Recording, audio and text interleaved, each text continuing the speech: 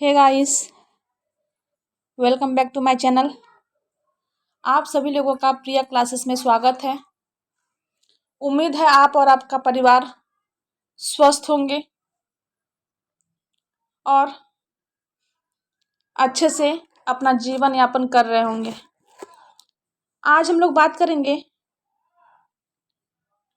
बात करेंगे सीटेट पास करने का 5 आसान तरीका।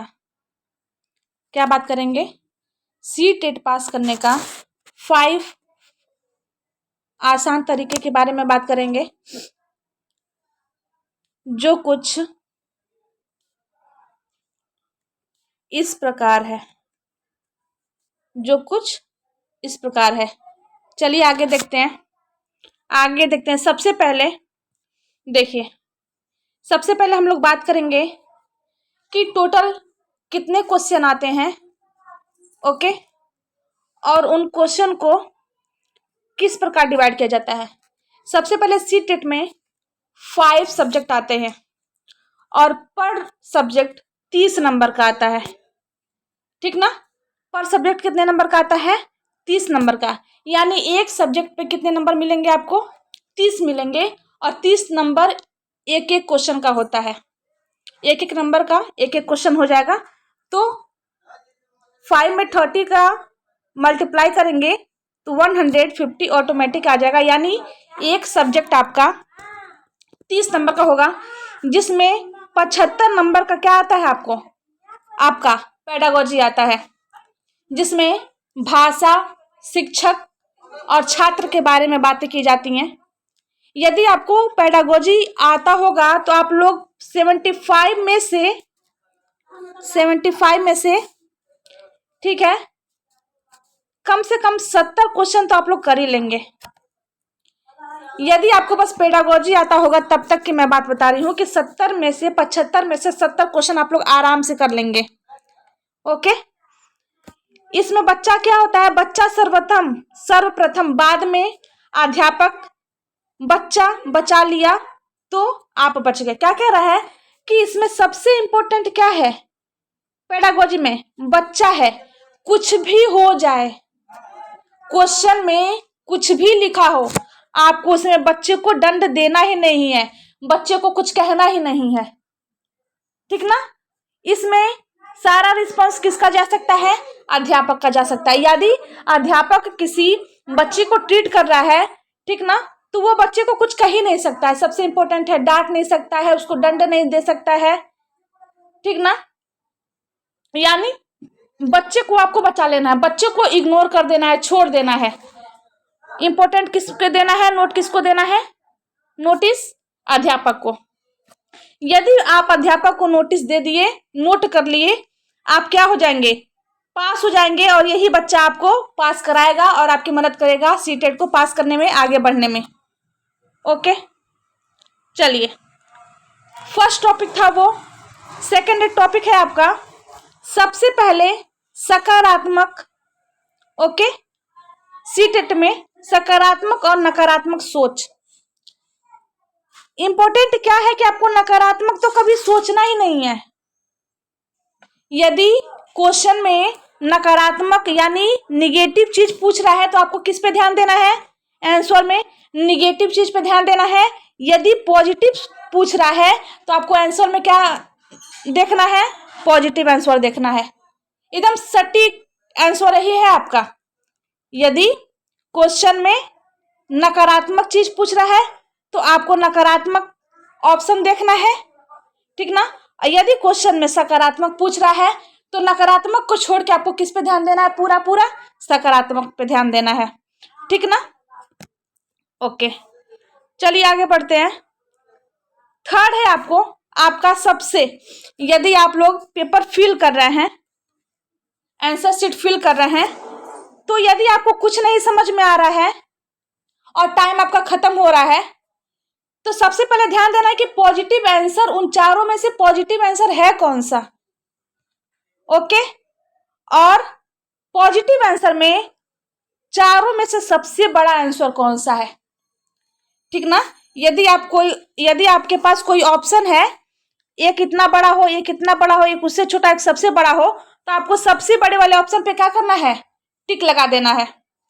90%, देखिए 90% सटीक विश्लेषण है ये, 90% सटीक विश्लेषण है कि पॉजिटिव सोचिए और सबसे बड़े वाले क्वेश्चन पे यदि आपको कुछ भी नहीं समझ में आ रहा है, उसके बारे में कुछ भी आप जान ही नहीं रहे हैं, तो आंख बंद करके सबसे बड़ा वाला जो आंसर है आपका, जो चारों में से सबसे बड़ा दिखाई दे रहा है, उन चारों में से सबसे बड़े वाले पे क्या कर देना है, आपको राइट का चिन्ह लगा देना है। और जैसे ही आप टिक लगाते हैं अपने क्वेश्चन पेपर पे, अपने OMR सीट को भी तुरंत भर देना है। ऐसा नहीं है कि आप लोग पेपर पे टिक लगाइए और अपने OMR सीट को भरिए ही नहीं, ऐसे तो आपका पेपर गड़बड़ हो जाएगा। अपने क्वेश्चन पेपर को सॉल्व करने के साथ साथ आप लोग एक एम बना लीजिए अपना कि पेपर में हमको कितना क्वेश्चन सॉल्व करना है, 5 क्वेश्चन सॉल्व करना है। और जब आपके 5 क्वेश्चन सॉल्व हो जाते हैं तो तुरंत अपने आंसर शीट में उस 5 क्वेश्चन को क्या करिए, फिल कर लीजिए ABC करके, अन्यथा ऐसे भी आपका क्या होता है, छूट जाता है। इस पर सबसे विशेष ध्यान देना है आपको। देखिए बेटा, हम 2 क्वेश्चन पे चर्चा करेंगे। देखिए, यदि क्वेश्चन आपके पेपर में मिल जाए ऐसे कि किसी छात्र के बार बार अनुपस्थित रहने पर आप निम्न में से क्या उपाय अपनाएंगे। क्या कह रहा है, किसी बच्चे के बार बार अनुपस्थित यानी अब्सेंट होने पर आप निम्न में से क्या उपाय अपनाएंगे। आप उस बच्चे को दंड देंगे या क्लास में से आप बच्चे को पूछेंगे कि वो बच्चा क्यों नहीं आ रहा है, क्या करेंगे, ठीक ना। तो ऐसी अवस्था में आपको क्या करना है कि छात्र के अनुपस्थित रहने की सही कारण का क्या करेंगे, पता लगाएंगे कि क्या रीजन है, क्या कारण है कि वो बच्चा अब्सेंट है। ठीक, आपका ये हो गया। उसके बाद से दूसरा क्वेश्चन एक और देख लीजिए कि प्राथमिक स्तर पर पर्यावरण अध्ययन की पाठ्य पुस्तक में निम्न में से कौन सी विशेषता नहीं होनी चाहिए, ठीक ना। तो क्या विशेषता नहीं होनी चाहिए, इसमें भी पॉजिटिव आपको सोचना है, यानी सकारात्मक वाक्य सोचना है कि यह परिभाषा और अमूर्त अवधारणाओं की व्याख्या करने पर ध्यान केंद्रित करती है। ऐसे क्वेश्चन देखने हैं आपको। ठीक, चौथा हम लोग देखेंगे टैग वर्ड। 100% सही तरीका है ये, 100% काम करने वाला सही तरीका है कि हम लोग टैग वर्ड अपनाएंगे। क्या वो टैग वर्ड है, देखिए यहाँ पे देखेंगे कि कुछ पॉजिटिव टैग वर्ड्स होते हैं और कुछ निगेटिव टैग वर्ड्स होते हैं, उनको हम देखेंगे।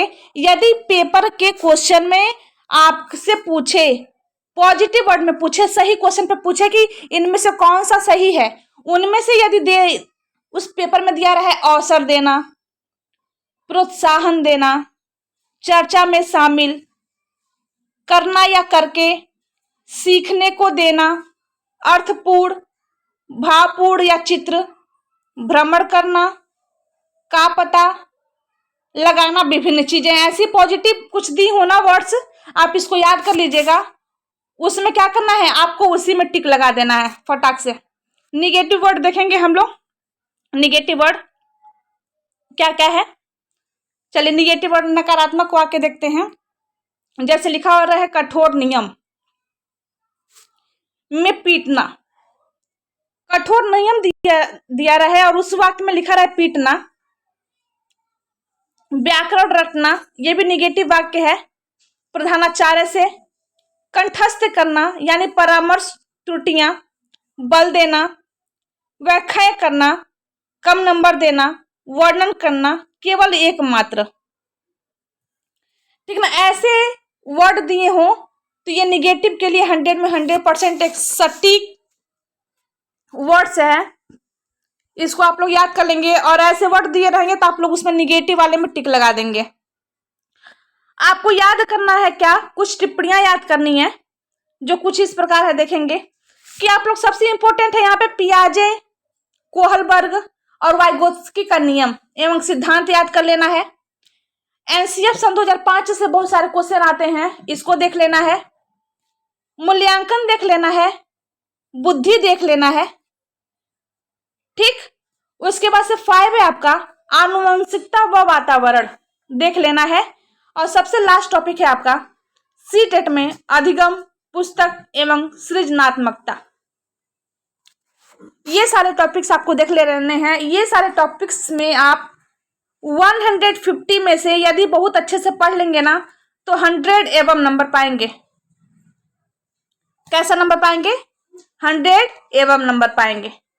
यदि मेरा यह वीडियो आप लोग को पसंद आया हो कि सी टेट को पास करने के 5 आसान नुस्खे, तरीके, तो प्लीज मेरे इस वीडियो को शेयर करिएगा, लाइक करिएगा, सब्सक्राइब करिएगा एंड बेल आइकन को प्रेस कर दीजिएगा। ज्यादा से ज्यादा शेयर करिए और कमेंट करिए। धन्यवाद।